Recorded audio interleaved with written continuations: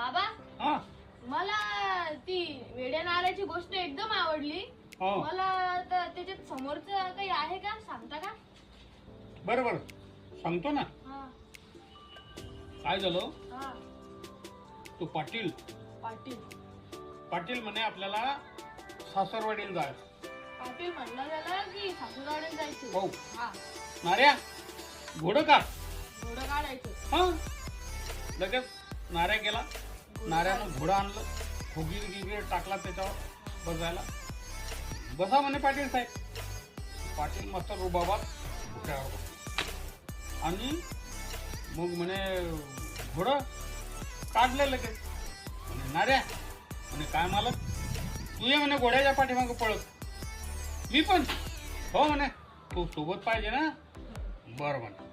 मग ते निघाले. मस्त घोडं पळून राहिलं. पाटील जवळानं बसला मस्त घोड्यावर. घोडं पळतंय पाठीमागं, नाऱ्या पळतोय. पळत पळत गेले. मग एका ठिकाणी काय झालं, त्या याच्याजवळ पिशवी होती नाऱ्याजवळ. त्या पिशवीमध्ये पाटलींना दशम्या दिल्या होत्या. दशम्या भाजी हा आणि एक गडवा दिला पाणी प्यायसाठी. आणि ते पुढं गेले. मग पाटलाला लागली तहान. पाटील म्हणाकडे इथं एक विहीर दिसते म्हणून. नाऱ्या तू या पिशवीतला गडवा घे आणि पाणी घेऊन ये. नाऱ्या म्हणे मालक गडवा तर मागच पडला म्हणे. गडवा पडला अरे म्हणे मग तू काय केलं. आणि मी काय करू, मला कोणी सांगितलंच नाही काय करायचं म्हणून. अरे तो येड्या म्हणे तो गडवा घेऊन यायचा होता म्हणे. आता लय कुठंतरी पडला म्हणे तो.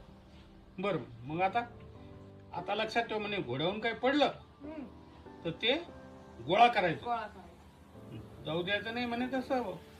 बरं म्हणे मला तुम्ही सांगितलं तसं. मग काय पुन्हा घोडं पळतोय, नाऱ्या पाठीमागं पळतोय, रुबाबात चालला पाटील. मग काय झालं, नाऱ्या आंब्याचं झाड आहे म्हणे, इथं पण एक विहीर आहे म्हणे. आता आपण असं करू म्हणे की तिथं जेवण करू म्हणे. दशम्या दिलेल्याच आहेत हो म्हणे. नंतर मग काय झालं की ते असं म्हणलं काय ना. मग तेवढ्यात तो घोडं जे आहे लीत टाकू लागलं. आता लीत म्हणजे काय माहितीये का, अरे घोड्याचं शेण. याला वाटलं पाटलानं सांगितलं की घोड्यावरून काही पडलं तो गोळा करायचं.